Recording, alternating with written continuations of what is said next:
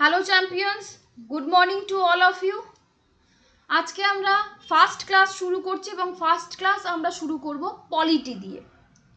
Polity শুরু করার আগে কি বই পড়বো, কোথা থেকে পড়বো, কতটা পড়বো সমস্ত বলবো, বাট আগে যেই বেসিক জায়গাটা বুঝবো সেটা হচ্ছে গিয়ে what is the basic difference between polity and political science.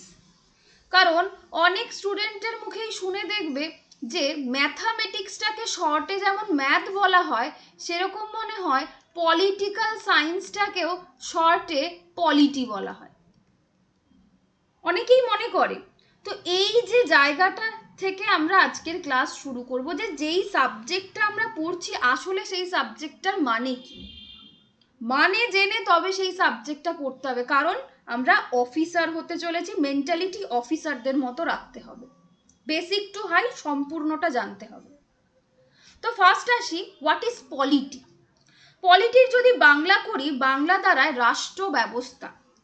রাষ্ট্র ব্যবস্থা, রাষ্ট্রর ইংলিশ কি, কান্ট্রি বা দেশের কথা বলছে, আর ব্যবস্থা মানে কি, সিস্টেম। কান্ট্রি যেমন ইন্ডিয়া একটা কান্ট্রি, চীন একটা কান্ট্রি, পাকিস্তান একটা কান্ট্রি, আমেরিকা একটা কান্ট্রি। তো এগুলো হচ্ছে গিয়ে ডিফারেন্ট কান্ট্রি। এবার এই ডিফারেন্ট কান্ট্রির যে কন্ট্রোল ব্যবস্থা, সিস্টেম, কন্ট্রোল সিস্টেম সেটা ডিফারেন্ট। কি কি সিস্টেম হতে পারে? লোকতন্ত্র, যেখানে জনতাই শেষ কথা বলে, পাবলিক ডিমান্ডে সব কিছু হয়। সেকেন্ড, রাজতন্ত্র, যেখানে কোনো রাজা বা প্রিন্স সেই পুরোটাকে হ্যান্ডেল করে, পুরো কান্ট্রিকে সেই হ্যান্ডেল করে। থার্ড, ধর্মতন্ত্র, যেখানে এখনো কোনো চার্চের যে হেড বা কোনো পোপ সেই পুরো কান্ট্রির দায়িত্ব সামলায়। আর আরেকটা লাস্ট আছে, সেটা হচ্ছে কুলীনতন্ত্র, যেখানে কোনো পুরোহিত বা কোনো মন্দিরের যে হেড সে, তার কথাই পুরো কান্ট্রিটা চলে। তো এই যে ডিফারেন্ট কান্ট্রির ডিফারেন্ট সিস্টেম, সেই সিস্টেমগুলো আসে পলিটির আন্ডারে। এবার আমরা কি পড়বো? আমাদের কনসার্ন হচ্ছে গিয়ে ইন্ডিয়াকে নিয়ে, আমরা অন্য কোনো দেশ পড়বো না, কারণ আমরা ইন্ডিয়ান পলিটি পড়ছি। তাই আমাদের আমেরিকান পলিটি কি জিনিস সেটা পড়ার দরকার নেই। তো ইন্ডিয়ায় যেই সিস্টেমটা চলে সেটা কি, সেটা হচ্ছে কি লোকতন্ত্র, পাবলিক ডিমান্ড, পাবলিকই শেষ কথা বলে, জনতার শাসন চলে। সবাই ভাবতে পারো ম্যাডাম সকালবেলা গাঁজা ঠাজা খেয়ে এসছেন কিনা, আমরা কোথায় শাসন করি? আমাদের তো এখানে মোদিজি শাসন করে। মাই ডিয়ার চ্যাম্পিয়ন্স, মোদিজিকে কে ইলেকশন দিয়ে আমাদের পার্লামেন্টে এনেছে? আমরা, জনতারা। তাহলে এখানে ইলেকশন সিস্টেম রয়েছে, ভোটিং রাইট রয়েছে। তাহলে পাবলিক নিজের ইচ্ছে মতো ক্যান্ডিডেটকে পার্লামেন্টে নিয়ে যায়, তবে গিয়ে সে পুরো কান্ট্রিটার লিড করে। এবার মোদিজি কি নিজের ইচ্ছে মতো লিড করতে পারবে? পারবে না। তাকে একটা নির্দিষ্ট নিয়ম মেনে পুরো কান্ট্রি বা পুরো দেশটাকে চালাতে হবে। যদি নিজের মতো সে নিজের নিয়মে দেশ শাসন করতো তাহলে তো স্বেচ্ছাচার হয়ে যেত। মোদিজিকেও একটা নিয়ম মেনে কি করতে হয়? দেশ চালাতে হয়। সেই নিয়ম বা রুলসগুলো কোথায় লেখা আছে? সেই নিয়ম বা রুলসগুলো আমাদের একটা বইতে লেখা আছে, যেই বইটাকে আমরা বলি সংবিধান, কনস্টিটিউশন। আমরা ইন্ডিয়ান কনস্টিটিউশন পড়বো পলিটিতে। তাহলে বোঝা গেল যে পলিটির আন্ডারে আমরা কোন জায়গাটা পড়বো। এবার আসি, হোয়াট ইজ পলিটিক্যাল সায়েন্স। এই যে আমি বললাম কান্ট্রি এবং প্রত্যেকটা কান্ট্রির ডিফারেন্ট ডিফারেন্ট সিস্টেম সেই কান্ট্রি চালানোর, এই যে ডিফারেন্ট সিস্টেমগুলো, সেই প্রত্যেকটা সিস্টেম নিয়ে যেখানে চুলচেরা বিশ্লেষণ করা হয়, সেই জায়গাটাকে আমরা বলি পলিটিক্যাল সায়েন্স। তাহলে এবার বুঝতে পারলাম যে আমরা সিভিল সার্ভিসের জন্য পলিটি পড়বো না পলিটিক্যাল সায়েন্স পড়বো? পলিটি পড়বো, এবং কোথাকার পলিটি পড়বো? ইন্ডিয়ান পলিটি পড়বো। ক্লিয়ার হলো এইটুকু পর্যন্ত? যদি ক্লিয়ার হয় আমাকে ইয়েস বলো। ওকে, এবার আমরা আসি ইন্ডিয়ান পলিটি। এই জায়গাটা এবার আমরা পড়ব, আসল পড়াশোনায় ঢুকছি। কোন বুক থেকে পড়বো? আমরা লক্ষ্মীকান্ত, এম লক্ষ্মীকান্ত এই বইটা ধরে এগোবো।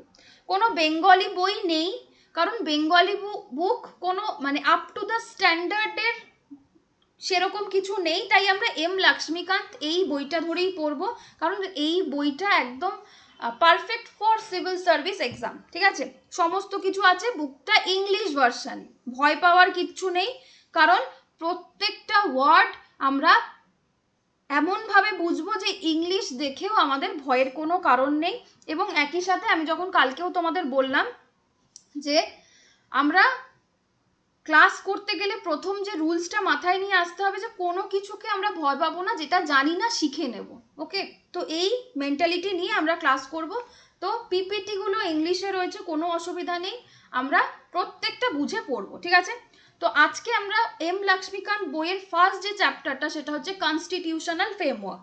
কনস্টিটিউশনাল ফ্রেমওয়ার্ক দিয়েই চ্যাপ্টার শুরু করব। কিন্তু কনস্টিটিউশনাল ফ্রেমওয়ার্ক পড়ার জন্য প্রথমে আমাদের যেটা জানতে হবে সেটা হচ্ছে গিয়ে হিস্ট্রি পড়াবো না, কনস্টিটিউশনাল ফ্রেমওয়ার্কের যে হিস্টোরিক্যাল ব্যাকগ্রাউন্ডটা আছে সেইটা তোমাদের বলবো। কারণ আমাদের যে কোনো একটা জিনিস সৃষ্টির পেছনে কিছু ইতিহাস থাকে, সেই ইতিহাস মানে কি, যে এই যে সৃষ্টিটা হচ্ছে সেই সৃষ্টির উৎস কোথায়। তো আমাদের যে এই কনস্টিটিউশন তৈরি হলো, সেই কনস্টিটিউশনের পেছনের উৎস বা ইতিহাসটা কি সেটা জানার জন্য আমরা প্রথমে কনস্টিটিউশনাল ফ্রেমওয়ার্কের হিস্টোরিক্যাল ব্যাকগ্রাউন্ড দিয়ে আজকের ক্লাস শুরু করব। খুব বেসিক জায়গা থেকে শুরু করছি। সালটা হচ্ছে 1600 খ্রিস্টাব্দে কি হলো, ব্রিটিশরা ইন্ডিয়ায় আসলো। সপরিবারে চলে আসলো না, ব্রিটিশরা ইন্ডিয়ায় আসলো একটা কোম্পানি হিসাবে। কোম্পানিটার নাম কি? East India company. East India company ইন্ডিয়াতে আসলো ট্রেডিং করতে, অ্যাজ আ ট্রেডার্স, ব্যবসায়ী হিসাবে। এবার কোনো কোম্পানি যখন ইন্ডিয়াতে ট্রেড করতে আসবে, তাহলে যেইখানে কোম্পানিটা তৈরি হচ্ছে অর্থাৎ ব্রিটিশে, সেই ব্রিটিশের সরকারকে তো এই কোম্পানিটাকে ইন্ডিয়ায় আসার জন্য একটা লাইসেন্স দিতে হবে। সেই লাইসেন্সটাকে আমরা বলছি এক্সক্লুসিভ লাইসেন্স। তাহলে এই ইস্ট ইন্ডিয়া কোম্পানির কাছে একটা এক্সক্লুসিভ লাইসেন্স ছিল, যেই লাইসেন্সটা কে গ্র্যান্ট করেছিল? সেই সময়কার কুইন এলিজাবেথ ওয়ান। এবং এই লাইসেন্সটাকে আমি এক্সক্লুসিভ লাইসেন্স কেন বলছি, দাঁড়াও সব বোঝাচ্ছি।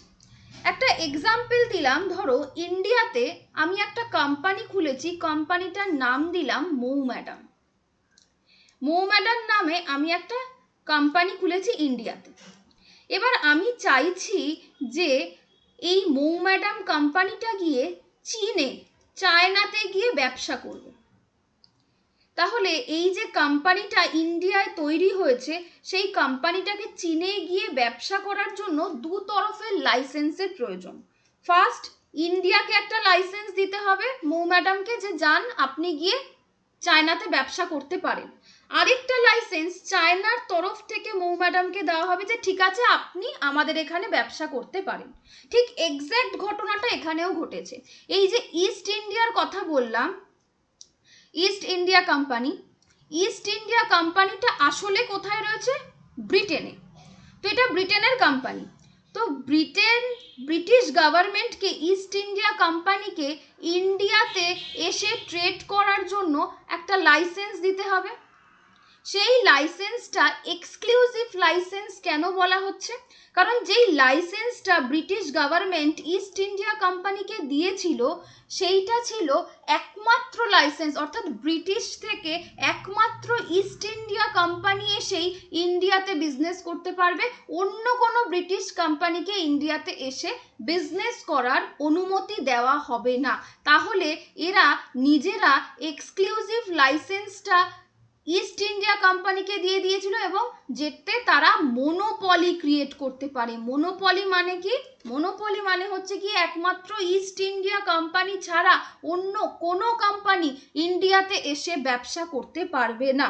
এটা ছিল ব্রিটিশ গভর্নমেন্টের তরফ থেকে ইস্ট ইন্ডিয়া কোম্পানিকে দেওয়া মোনোপলি, অর্থাৎ এক্সক্লুসিভ লাইসেন্স। তাহলে বোঝা গেল এখানে এক্সক্লুসিভ লাইসেন্স কথা কেন বলা হচ্ছে। ক্লিয়ার এইটুকু পর্যন্ত? তাহলে এবার এই এক্সক্লুসিভ লাইসেন্স নিয়ে কি করলো, ইস্ট ইন্ডিয়া কোম্পানি ইন্ডিয়াতে আসলো এবং তাদের একটা এক্সক্লুসিভ রাইট পাওয়া গেল ট্রেডিং ইন্ডিয়াতে করার জন্য। এবার এই যে লাইসেন্সটা তারা নিয়ে আসলো সেটাকে আমরা চার্টার বলতে পারি বা রয়্যাল চার্টারও বলি। যেই চার্টারটা একটু আগেই বললাম কে গ্র্যান্টেড করেছিল, সেই সময়কার কুইন এলিজাবেথ ওয়ান। ওকে, এবার আমি বললাম দুটো তরফে লাইসেন্স দিতে হয়, ব্রিটিশ কোম্পানি ইস্ট ইন্ডিয়া কোম্পানিকে একটা লাইসেন্স দিল, আবার ইন্ডিয়ার তরফেও তো ইস্ট ইন্ডিয়া কোম্পানিকে একটা লাইসেন্স দিতে হবে যাতে গিয়ে তারা ইন্ডিয়াতে ফ্রি ট্রেডিং করতে পারে। তো এই যে লাইসেন্সটা সেটা ফারুকশিয়ার দিয়েছিল, ঠিক আছে। ফারুকশিয়ারের ফরমান অনুযায়ী ইস্ট ইন্ডিয়া কোম্পানি বিনা শুল্কে অর্থাৎ উইদাউট ট্যাক্সে ইন্ডিয়ায় ট্রেডিং বা বিজনেস করতে পারত। এইটুকু পর্যন্ত আমরা সবাই জানি বা বুঝতে পেরেছি। যদি বুঝতে পারো সবাই আমাকে ইয়েস লেখো। ওকে, এইটুকু পর্যন্ত বোঝা গেল। এবার আমরা আসব পরের স্টেজে। ইস্ট ইন্ডিয়া কোম্পানি লাইসেন্স নিয়েছে, বিশাল ব্যবসা করতে শুরু করে দিয়েছে। এবার যেই সময় ইস্ট ইন্ডিয়া কোম্পানিকে ইন্ডিয়াতে পাঠানো হয়েছিল সেই সময় তো অন্য কোথাও পাঠানো হতে পারত, শুধুমাত্র ইন্ডিয়াতে কেন পাঠালো? কারণ ইন্ডিয়া ছিল সেই সময়কার সোনেকা চিড়িয়া, সোনার খাজানা ছিল সেখানে, প্রচুর সোনা ছিল না। অ্যাকচুয়ালি ইন্ডিয়াতে এতটা এগ্রিকালচার ডেভেলপ জায়গা ছিল যে ইন্ডিয়াতে এসে যেই ট্রেডিং করে সেই প্রচুর বড় লোক হয়ে যায়। তো ইস্ট ইন্ডিয়া কোম্পানির সাথেও সেম হলো, যেই মুহূর্তে তারা ইন্ডিয়াতে এসে ট্রেডিং করা শুরু করলো তারা প্রচন্ড বড় লোক হয়ে গেল, becoming more and more rich. এবার ইস্ট ইন্ডিয়া কোম্পানিতে যারা জব করে, যারা এমপ্লয়ি, তাদের প্রচুর টাকা হয়ে গেল, তারা প্রচুর রিচ হয়ে গেল, প্রচুর ধনী হয়ে গেল। কিন্তু কিছু করাপশনের জন্য ইস্ট ইন্ডিয়া কোম্পানি সমানে ধারে চলে গেল, ডেপ্থ, ঠিক আছে। এবার এই যে যারা এমপ্লয়িরা প্রচুর রিচ হয়ে যাচ্ছে তারা এবার আস্তে আস্তে কি করছে, ইন্ডিয়াতে পলিটিক্যাল এবং মিলিটারি মাসেল পাওয়ার গেইন করতে শুরু করেছে। মানে এবার আস্তে আস্তে তারা ব্যবসা করার সাথে সাথে প্রত্যেকটা ইন্ডিয়ার যে তখনকার সময় যে রাজ্যগুলো ছিল সেই জায়গাগুলোর মধ্যে পলিটিক্যাল এবং মিলিটারি মাসেল গেইন করতে শুরু করলো, যে প্রত্যেকটা রাজ্যের যে পলিটিক্যাল ম্যাটারগুলো, রাজনৈতিক ব্যাপারগুলো, সেই কোনো রাজনৈতিক কোনো রাজাকে বা কোনো কিছুতে রাজা কিভাবে তার রাজ্য হ্যান্ডেল করবে সেই সব ব্যাপারগুলোতে তারা বুদ্ধি দেওয়া শুরু করলো এবং নিজেদের কাছে একটা স্ট্রং আর্মি পাওয়ার, মিলিটারি মাসেল মানে হচ্ছে আর্মি পাওয়ার গেইন করতে শুরু করলো, ঠিক আছে। তাহলে এসছিল প্রথমে কি করে, ট্রেডার হিসাবে ব্যবসা করতে, আস্তে আস্তে ব্যবসা করে এত রিচ হয়ে গেল যে এবার আস্তে আস্তে তারা কি করলো, পলিটিক্যাল এবং মিলিটারি মাসেল গ্র্যাব করতে শুরু করলো ইন্ডিয়ার। এবং এই যে তাদের যে পাওয়ার গেমের যে খেলাটা তারা শুরু করলো, সেই পাওয়ার গেমের খেলাটা একদম হাইয়েস্ট পিকে পৌঁছে গেল কখন, ব্যাটল অফ বক্সারের যুদ্ধর সময় 1764 একদম হাইয়েস্ট পিকে চলে গেল। এবং কেন হাইয়েস্ট পিকে গেল, কারণ ঠিক তার পরের বছরই কোম্পানি দেওয়ানি রাইট গেইন করলো। দেওয়ানি রাইট মানে কি, সেই সময়কার ইন্ডিয়া একটু আগেই বললাম যে প্রচন্ড রিচ, সোনার খাজানা রয়েছে সেখানে। এবং ইন্ডিয়ার যে তিনটে মেইন জায়গা, বেঙ্গল, বিহার এবং ওড়িশা, এই তিনটে জায়গা থেকে এই কোম্পানি দেওয়ানি রাইট গেইন করার অধিকার পেল। দেওয়ানি রাইট মানে কি, অর্থাৎ দেওয়ানি রাইট মানে হচ্ছে গিয়ে collection over revenue and civil justice, অর্থাৎ এই তিনটে জায়গা থেকে তারা ট্যাক্স কালেকশন করার অধিকার পেয়ে গেল, যে এই তিনটে জায়গার থেকে এবার তারা ট্যাক্স কালেকশন করবে। তার মানে বুঝতে পারছো যে কি লেভেলের তারা পাওয়ার গেইন করতে শুরু করেছে। যে প্রথমে পলিটিক্যাল বুদ্ধি দিতে শুরু করেছিল, এবার আস্তে আস্তে বলেছে যে আপনি বুদ্ধি দিলাম, এবার যা হবে তার 50% বা 80% জিনিসপত্র ট্যাক্স আমাদের দিন। এবং এইভাবে আস্তে আস্তে তারা টেরিটোরিয়াল পাওয়ার মানে হচ্ছে কি, এবার এলাকা যেই জায়গাগুলো রয়েছে সেই টেরিটরিগুলো দখল করার মতো পাওয়ার গেইন করতে শুরু করলো। টেরিটরি মানে কি, এলাকা, ঠিক আছে। এবার তারা এলাকা দখল করতে শুরু করলো। প্রথমে তার মানে গ্রাফটা বোঝো, ইস্ট ইন্ডিয়া কোম্পানি আসলো ব্যবসা করতে, সেখান থেকে ব্যবসা করতে করতে এত বড় লোক হয়ে গেল যে এবার তারা পলিটিক্যাল এবং মিলিটারি মাসেলে ঢুকে গেল, মিলিটারি মাসেল গেইন করতে শুরু করলো। এবার তারপরে দেওয়ানি রাইট পাওয়ার পর এতটা বেড়ে গেল যে এবার তারা কি করলো, টেরিটোরিয়াল পাওয়ারে ঢুকতে শুরু করে দিল, যে এলাকা দখল, এটা আমার এরিয়া, কবজা করে নিল। বিভিন্ন জায়গায় ফোর্ট বানাতে শুরু করে দিল, ফ্যাক্টরি তৈরি করতে শুরু করে দিল, এইসব কাণ্ড করতে শুরু করে দিল, যে পুরো ইন্ডিয়া ওদের ক্যাপচারে। এবার ভেবে দেখো ব্রিটিশ গভর্নমেন্টের অবস্থাটা। ব্রিটিশ গভর্নমেন্ট লাইসেন্স, শুধু লাইসেন্স নয়, এক্সক্লুসিভ লাইসেন্স দিয়ে কি করলো, ইস্ট ইন্ডিয়া কোম্পানিকে ইন্ডিয়াতে ট্রেডিং করতে পাঠালো। এবার ইস্ট ইন্ডিয়া কোম্পানি এসে এখানে একেই তো পুরো ইন্ডিয়া কবজা করে নেওয়ার জোগাড় করছে, উল্টো দিকে ওদের অফিসাররা, ইস্ট ইন্ডিয়া কোম্পানিতে যারা কাজ করে সামান্য এমপ্লয়ি, সেখানকার অফিসার, তারা কি করলো, এত বড় লোক হয়ে গেল এবং কন্টিনিউয়াসলি কি করছে, ব্রিটিশ গভর্নমেন্টকে বলে যাচ্ছে যে ইস্ট ইন্ডিয়া কোম্পানি লসে চলছে, আপনারা টাকা দিন। তখন ব্রিটিশ গভর্নমেন্ট ভেবে দেখলো, একটা খুব বিখ্যাত লাইন কোট করছি, যে যত দেব তত চাই, দেওয়ার তো একটা সিস্টেম আছে নাকি, এবার তোমাকে আমি কন্ট্রোল করছি, দাঁড়াও। তার আগে পর্যন্ত কিন্তু ব্রিটিশ গভর্নমেন্ট অত নড়ে চড়ে বসেনি। এই ঘটনার পর ব্রিটিশ গভর্নমেন্ট নড়ে চড়ে বসলো যে ইস্ট ইন্ডিয়া কোম্পানি মারাত্মক পাওয়ারফুল হয়ে যাচ্ছে, একটা সামান্য কোম্পানি হয়ে এত পাওয়ারের অধিকারী হওয়া উচিত নয়, ইস্ট ইন্ডিয়া কোম্পানিকে এবার কি করতে হবে, কন্ট্রোলে আনতে হবে। তাই তারা কি করলো, ইস্ট ইন্ডিয়া কোম্পানির বিরুদ্ধে কি করলো, কোম্পানি রুল চালু করলো। 1773 থেকে 1858 পর্যন্ত দ্য কোম্পানি রুল শুরু হলো ব্রিটিশ গভর্নমেন্টের তরফে, কাদের ওপর, ইস্ট ইন্ডিয়া কোম্পানির ওপর। এইটুকু অবধি ক্লিয়ার? সবাই যদি ক্লিয়ার হয় ইয়েস বলো। ওকে, এইটুকু পর্যন্ত সবার ক্লিয়ার। এবার আসি ইস্ট ইন্ডিয়া কোম্পানি রুলে কি হয়, সরি দ্য কোম্পানি রুলে কি হয় সেই ঘটনাটা বলবো, বাট তারপরে জাস্ট আরেকটু জায়গা বলে দিই, তারপর আবার কোম্পানি রুলে ফিরে আসবো। সেটা হলো, ইস্ট ইন্ডিয়া কোম্পানির ওপর ব্রিটিশ গভর্নমেন্ট কোম্পানি রুল লাগিয়ে দিলেও ইস্ট ইন্ডিয়া কোম্পানিকে কিছুতেই কন্ট্রোল করা যাচ্ছিল না, যার ফল হিসাবে 1857-তে মহাবিদ্রোহ হয়, সিপাহী বিদ্রোহ এটাকে আমরা বলতে পারি, ঠিক আছে। তো এর ফলে কি হয়, ইস্ট ইন্ডিয়ার কোম্পানির যে শাসন ছিল ইন্ডিয়ায় পুরোপুরিভাবে ব্রিটিশ গভর্নমেন্ট অ্যাবলিশ করে দেয়, যে আর বাবা তোমার দরকার নেই, তুমি আরও যদি কিছুদিন ওখানে থাকো, পাবলিকরা তোমার বিরুদ্ধে এত ক্ষেপে গেছে যে মহাবিদ্রোহ করে দিয়েছে, এরপরেও তুমি যদি থাকো না জানি পুরো আমাদের একদম ইন্ডিয়া ছাড়া করবে, তো তোমাকে দিয়ে আর কাজ নেই, এবার আমরা ডিরেক্ট যাব।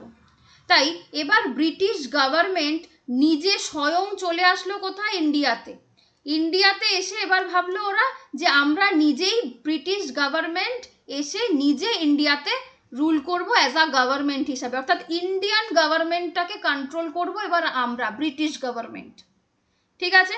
তাহলে ব্রিটিশ গভর্নমেন্ট এবার নিজে যখন থেকে ইন্ডিয়াতে এসে দায়িত্ব নেওয়া শুরু করলো, সেই সময় থেকে শুরু হলো ক্রাউন রুল। কতদিন পর্যন্ত শুরু হয়েছে, 1858 থেকে শুরু হয়েছে, কতদিন পর্যন্ত চলেছে, যতদিন না পর্যন্ত দেশ ইন্ডিপেন্ডেন্ট হচ্ছে, অর্থাৎ স্বাধীন হচ্ছে, ততদিন পর্যন্ত এই ক্রাউন রুল চলেছে, অর্থাৎ 1947 সালের 15ই আগস্ট পর্যন্ত ক্রাউন রুল চলেছে। এইটুকু পর্যন্ত বুঝতে পেরেছো নাকি দেখো? ওকে, এবার আসি যে আরেকটা ব্যাপার, ব্রিটিশরা রুল করলো, আমরা দেখলাম ক্রাউন রুলে কতদিন পর্যন্ত, 1858 থেকে 1947 পর্যন্ত, যতক্ষণ না পর্যন্ত আমাদের দেশ স্বাধীন হচ্ছে। এবার ব্রিটিশরা যেভাবে গভর্নমেন্ট চালাতো, সেই গভর্নমেন্টের বেশিরভাগ জায়গাটাই কিন্তু আমরা আমাদের ইন্ডিয়ান কনস্টিটিউশনে অ্যাড করেছি। কেন অ্যাড করেছি? যদি খারাপ হতো তাহলে তো আমরা অ্যাড করতাম না, কারণ ব্রিটিশদের আমরা কেউই পছন্দ করি না, তারা এসে আমাদের গোলাম বানিয়ে রেখেছিল, আমাদের ভারতীয়দের গোলাম বানিয়ে রেখেছিল, তাই ব্রিটিশদের আমরা পছন্দ করি না। কিন্তু তাহলে ব্রিটিশদের রুলকে আমরা কেন ইনফ্লুয়েন্সড হয়ে আমাদের কনস্টিটিউশনে অ্যাড করলাম? কারণ ব্রিটিশ গভর্নমেন্ট যেভাবে গভর্নমেন্টটাকে অর্গানাইজড এবং ফাংশনিং ওয়েতে তারা যে অ্যাডমিনিস্ট্রেশনটাকে চালাতো, সেই জায়গাটা টু সাম এক্সটেন্ট কোথাও গিয়ে অনেকটা মডার্নাইজেশন ছিল, অনেকটা তার মধ্যে ভালো ব্যবস্থাও ছিল, অনেকটা সিস্টেমেটিক ব্যবস্থা, অর্গানাইজড ওয়ে ছিল। তাই সেই জায়গাটাকে আমরা ইনফ্লুয়েন্সড হয়ে আমরা ইন্ডিয়ান কনস্টিটিউশনে সেই পোর্শনটুকুকে অ্যাড করেছি। আমরা ভারতীয়রা সমস্ত ভালো জিনিসকে নিজেদের মধ্যে অ্যাড করতে জানি, শিখতে জানি আমরা, তাই জন্য আমরা ইন্ডিয়ান, ঠিক আছে? তো যেই যেই কান্ট্রিতে যা যা ভালো জিনিস হয়েছে সেই সমস্ত ভালো জিনিসকে আমাদের কনস্টিটিউশনে অ্যাড করে, অ্যাডপ্ট করে, সেখান থেকে ইনফ্লুয়েন্সড হয়ে আমরা আমাদের কনস্টিটিউশনে অ্যাড করেছি এবং আমাদের কনস্টিটিউশনটা তৈরি করেছি যাতে সমস্ত কান্ট্রির যে ভালো জায়গাগুলো সেগুলো নিয়ে আমাদের কান্ট্রি তৈরি হতে পারে এবং একটা সব থেকে ভালো কনস্টিটিউশন, ইন্ডিয়ান কনস্টিটিউশন তৈরি হতে পারে। তো এইটুকু পর্যন্ত ক্লিয়ার হয়েছে কিনা বলো? এইটুকু গল্প সবার কাছে ক্লিয়ার হয়েছে কি হয়নি বলো? ওকে, তাহলে মোটামুটি সবার কাছে ক্লিয়ার হয়েছে। এবার আসি দ্য কোম্পানি রুলে, ঠিক আছে? কোম্পানি রুল শুরু হয়েছে কত থেকে? 1773 থেকে 1858 পর্যন্ত। কোম্পানি রুল কেন চালু হয় একটু আগেই বললাম, যে ব্রিটিশ গভর্নমেন্ট এবার ফার্স্ট টাইমের জন্য ইস্ট ইন্ডিয়া কোম্পানির কে কি করলো? কন্ট্রোল এবং রেগুলেট করতে চাইলো, কারণ ইস্ট ইন্ডিয়ার ক্ষমতা মারাত্মক বেড়ে যাচ্ছিল। সামান্য ব্যবসায়ী, সামান্য ট্রেডার হিসাবে এসে পুরো ইন্ডিয়া ক্যাপচার করতে চাইছিল, এটা তো সহ্য করা যায় না। তাই ব্রিটিশ গভর্নমেন্ট এবার কি করলো? ইস্ট ইন্ডিয়া কোম্পানিকে কন্ট্রোল এবং রেগুলেট করার জন্য কোম্পানি রুল চালু করলো। এবার এই কোম্পানি রুল তিনটে নামে পরিচিত। ফার্স্ট রেগুলেটিং অ্যাক্ট হিসাবে পরিচিত, অথবা এই অ্যাক্টটাকে ইস্ট ইন্ডিয়া কোম্পানি অ্যাক্ট বলে। কেন বলে? কারণ এটা ইস্ট ইন্ডিয়া কোম্পানির জন্য হয়েছিল, তাই ইস্ট ইন্ডিয়া কোম্পানি অ্যাক্ট বলে। আরেকটা বলে চার্টার অ্যাক্ট অথবা লাস্ট চার্টার অ্যাক্ট, ঠিক আছে? কেন লাস্ট?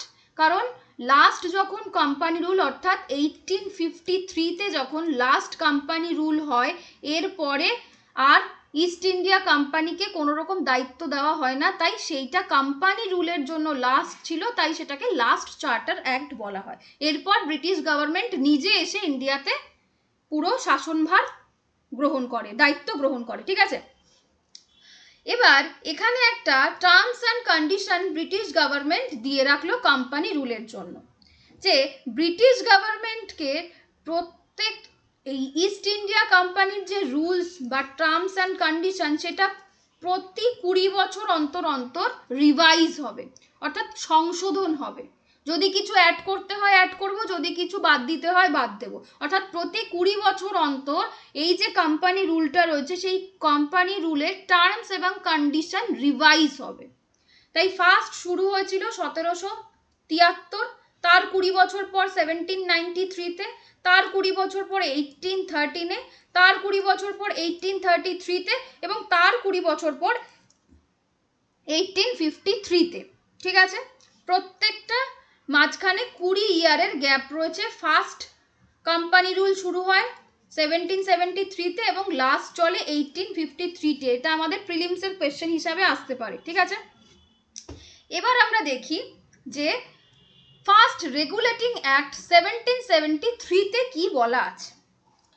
ফার্স্ট রেগুলেটিং অ্যাক্ট 1773-তে একটু আগেই বললাম যে ব্রিটিশ গভর্নমেন্ট ফার্স্ট টাইমের জন্য ইস্ট ইন্ডিয়া কোম্পানিকে কি করতে চাইলো? রেগুলেট এবং কন্ট্রোল করতে চাইলো। তাই এটা ছিল ব্রিটিশ গভর্নমেন্টের তরফে ফার্স্ট রেগুলেটিং স্টেপ, তাই এটাকে রেগুলেটিং অ্যাক্ট বলা হচ্ছে। কাকে করতে বলছে? ইস্ট ইন্ডিয়া কোম্পানিকে করতে হবে। এই রুলগুলো কাকে মানতে হবে? ইস্ট ইন্ডিয়া কোম্পানিকে মানতে হবে। তাই জন্য ব্রিটিশ গভর্নমেন্ট কি কি ব্যবস্থা নিল এই রেগুলেটিং অ্যাক্টের জন্য, এবার সেইগুলো বোঝো। ফার্স্টলি কি করলো? ব্রিটিশ গভর্নমেন্ট অ্যাপয়েন্ট করলো কোর্ট অফ ডিরেক্টরস। যেই কোর্ট অফ ডিরেক্টরস কি করবে? ব্রিটিশ গভর্নমেন্টকে আনসার দেবে। কিসের আনসার দেবে? ইন্ডিয়াতে যত রকম রেভিনিউ, সিভিলস এবং মিলিটারি অ্যাফেয়ার্স হবে সেই সমস্ত ব্যাপারের, অর্থাৎ প্রত্যেকটা জায়গা থেকে যা ট্যাক্স কালেকশন হবে সেই ট্যাক্সের প্রত্যেকটা জায়গায় কি কত খরচা হচ্ছে, কেন হচ্ছে, কি দরকার, কেন দরকার, সেই প্রত্যেকটা পাই পয়সার হিসেব এবার ব্রিটিশ গভর্নমেন্ট দেবে। তাই তারা আনসারেবল গভর্নমেন্ট চাইলো। যে এবার যে ইস্ট ইন্ডিয়া কোম্পানি এতদিন পর্যন্ত কি করলো, এতদিন পর্যন্ত তারা কোনো রকম নিজেদের ইচ্ছা মতো ট্রেডিং করছে, পয়সা কিভাবে কোথায় যাচ্ছে কাউকে কোনো প্রশ্নর আনসার দেবে না। ইনফ্যাক্ট ব্রিটিশ গভর্নমেন্টকেও নয়, যারা তাদের এক্সক্লুসিভ লাইসেন্স দিয়ে ইন্ডিয়াতে এনেছিল তাদেরকেও নয়। কিন্তু এখন ব্রিটিশ গভর্নমেন্ট কি সিস্টেম করলো, তারা কোর্ট অফ ডিরেক্টরসকে নিযুক্ত করলো, যারা ইন্ডিয়ার যত রকম ট্যাক্স কালেকশন হবে সেই ট্যাক্সের পাই পয়সার হিসাব কাকে দেবে, ব্রিটিশ গভর্নমেন্টকে দেবে। অর্থাৎ তারা এবার আনসার প্রোভাইড করবে। কাকে আনসার প্রোভাইড করবে, তোমাকে বা আমাকে নয়, কাকে করবে, ব্রিটিশ গভর্নমেন্টকে করবে। বোঝা গেল? সেকেন্ড স্টেপে কি দেখো, সেকেন্ড স্টেপে ব্রিটিশ গভর্নমেন্ট অত্যন্ত বুদ্ধিমান, ওই জন্যই এই যে মডার্ন বুদ্ধিগুলো সেগুলোর থেকে ইনফ্লুয়েসড হয়ে কিন্তু আমরা কনস্টিটিউশনে তাদের সেই ব্যবস্থাগুলোকে অ্যাডপ্ট করেছি। কি করলো দেখো, সেই সময়কার ইন্ডিয়ার যে তিনটে মেইন জায়গা ছিল, বোম্বে, মাদ্রাজ এবং বেঙ্গল, এই তিনটে জায়গায় যে গভর্নর ছিল সেই গভর্নরের দুটো ইন্ডিভিজুয়াল পাওয়ার ছিল, একটা হচ্ছে লেজিসলেটিভ পাওয়ার, একটা এক্সিকিউটিভ পাওয়ার। এবার এইখানে লেজিসলেটিভ, এক্সিকিউটিভ এগুলো কি জিনিস এগুলো একটু তোমাদের বোঝাই, একটু ফাঁকা জায়গা দরকার। আমাদের ইন্ডিয়ান গভর্নমেন্ট তিনটে সিস্টেমের ওপর দাঁড়িয়ে থাকে। কি কি সিস্টেম? ফার্স্ট হচ্ছে গিয়ে লেজিসলেচার, সেকেন্ড হচ্ছে গিয়ে এক্সিকিউটিভ এবং থার্ড হচ্ছে গিয়ে জুডিশিয়ারি। লেজিসলেটিভ কি বা লেজিসলেচার কি? আমরা ভোট দিয়ে একজন পার্টিকুলার জনপ্রতিনিধিকে দাঁড় করাই ভোটে, এবং ভোটে দাঁড় করিয়ে জেতাই, এবং সে আমাদের রিপ্রেজেন্টেটিভ হয়ে পার্লামেন্টে যায়।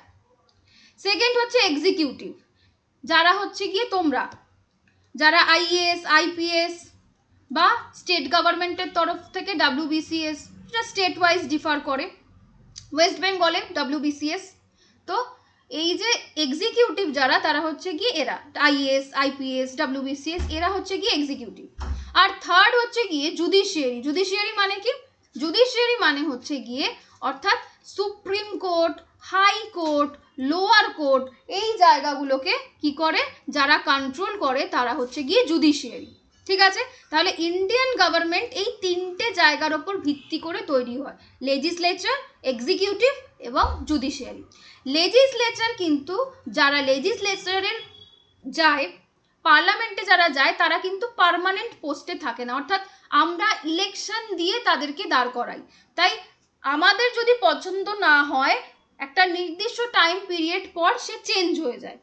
কিন্তু যারা এক্সিকিউটিভ হিসাবে ঢোকে, আইএএস বা আইপিএস বা WBCS, তারা কিন্তু পোস্টিং তাদের চেঞ্জ হতে পারে, কিন্তু তাদের কোনো রকম দুর্নীতির সাথে যদি তারা যুক্ত না থাকে তবে কিন্তু তাদের কেউ চেঞ্জ করতে পারে না, এটা পার্মানেন্ট পোস্ট। কিন্তু লেজিসলেচারে আজকে যে রয়েছে প্রাইম মিনিস্টার, কালকে নাও থাকতে পারে, সেটা পুরোপুরি আমাদের ওপর ডিপেন্ড করছে, কারণ আমরা ভোট দিই, ভোটিং রাইট আমাদের হাতে। আর জুডিশিয়ারি কি, যারা সুপ্রিম কোর্ট, হাইকোর্ট বা লোয়ার কোর্ট, এই পুরো জায়গাগুলোকে হ্যান্ডেল করে। তো ইন্ডিয়ান গভর্নমেন্ট এই তিনটে জায়গার ওপর দাঁড়িয়ে।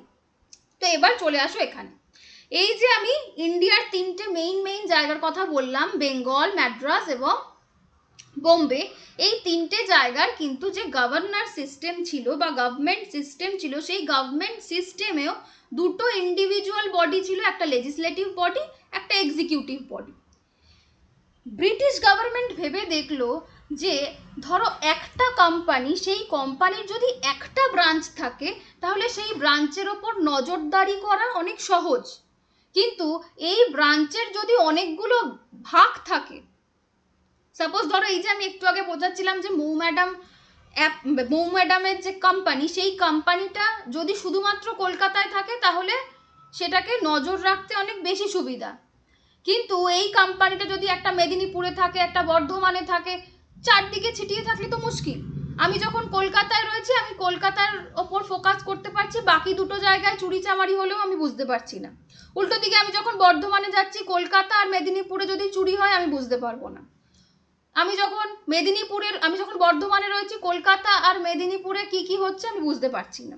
তো এই যে পুরো হ্যাপাজের সিস্টেমটা, এটাকে যাতে কন্ট্রোল করা হয়, কন্ট্রোল করা যায়, তার জন্য ব্রিটিশ গভর্নমেন্ট কি করলো, এই যে বোম্বে এবং মাদ্রাজ এই দুটো জায়গার যে এক্সিকিউটিভ বডিটা ছিল, সরি লেজিসলেটিভ যে বডিটা ছিল, এক্সিকিউটিভ বডি নয়, লেজিসলেটিভ বডিটাকে কি করলো, আস্তে আস্তে বেঙ্গলে ট্রান্সফার করতে শুরু করলো। যে এই একটা জায়গার ওপরই যদি আমি ফোকাস রাখি, চোখ রাখি, তাহলে সেখানেই সমস্ত খবর আমরা পেয়ে যাব।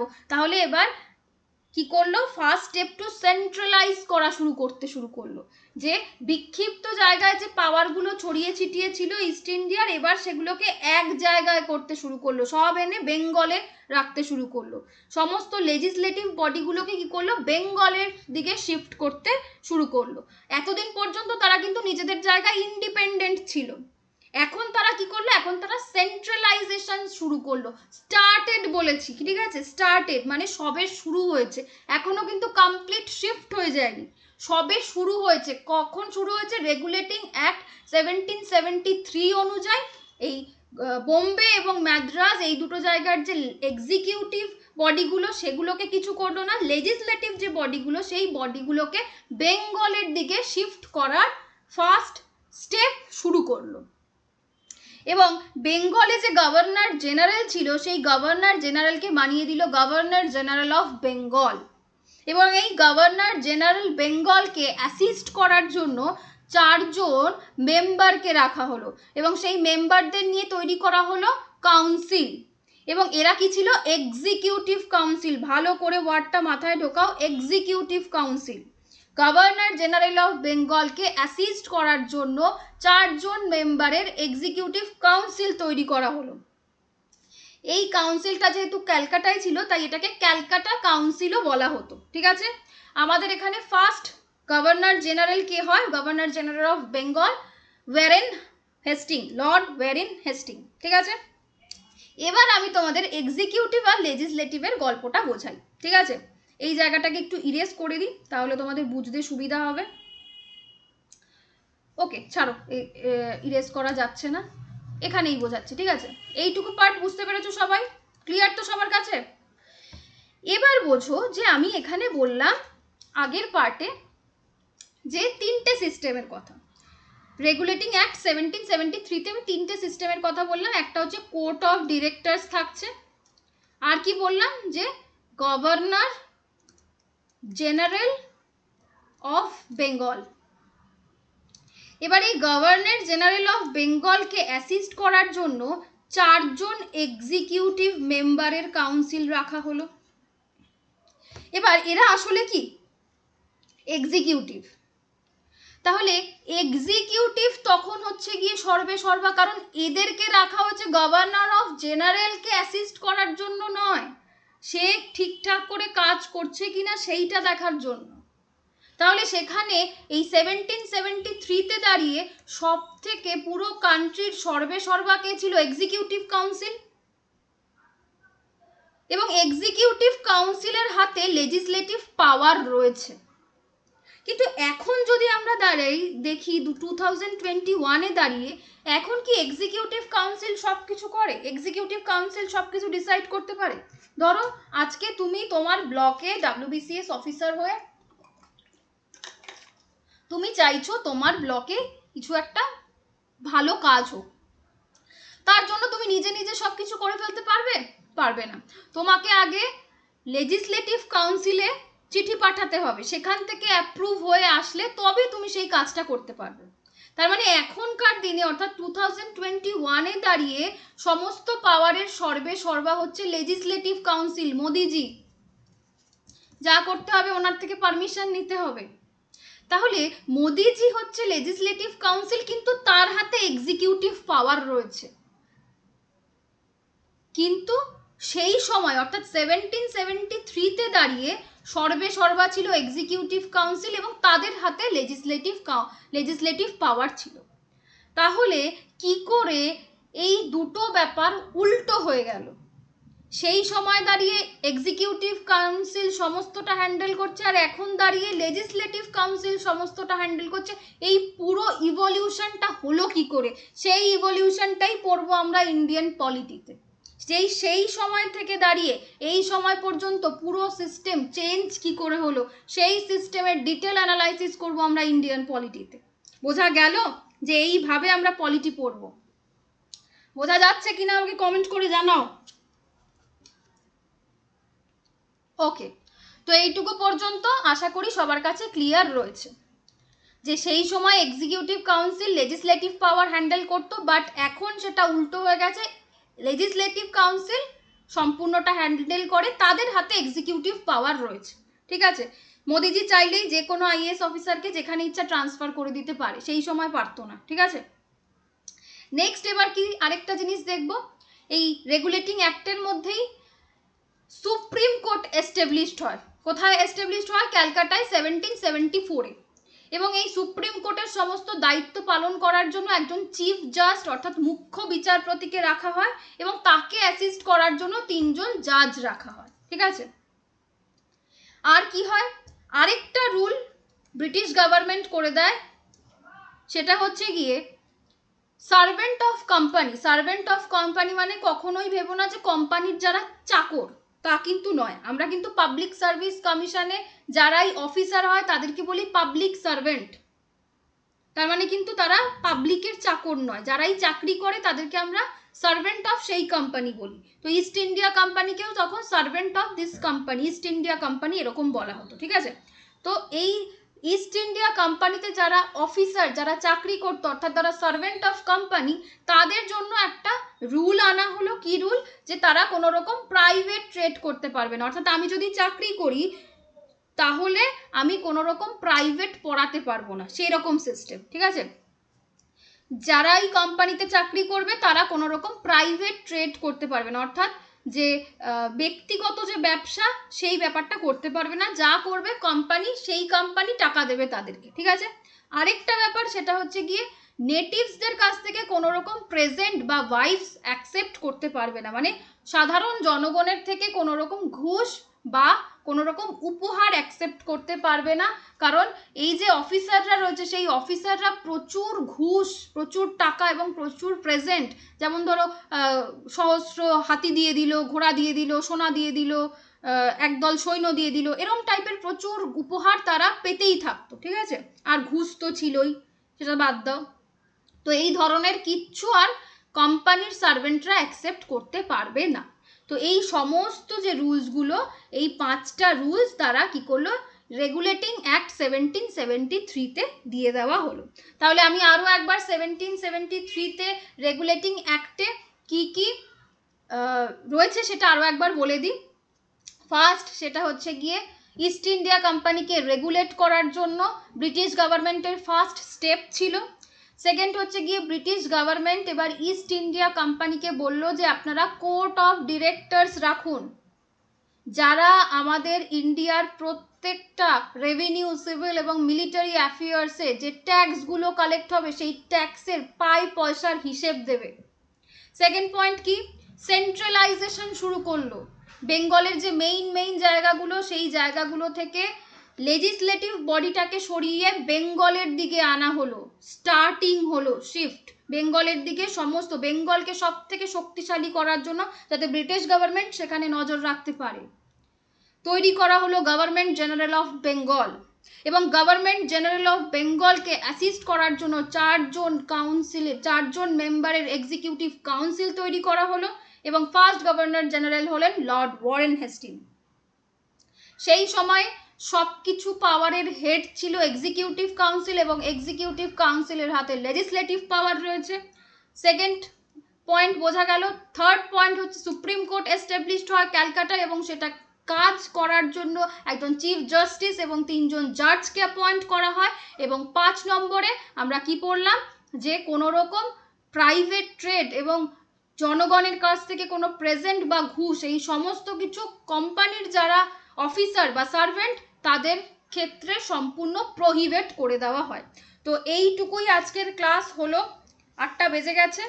তো এবার আমরা ইভিনিংয়ের ক্লাসে বাকিটা কন্টিনিউ করব। এই জন্য তোমাদের আজকে ইভিনিংয়েও আমি সেম ক্লাস রেখেছি। নোটস পাবে এই পুরো চ্যাপ্টারটা শেষ হয়ে যাওয়ার পর, ঠিক আছে? আমি অ্যাপে আপলোড করে দেবো। তো আজকের ক্লাস এই পর্যন্ত। Thank you.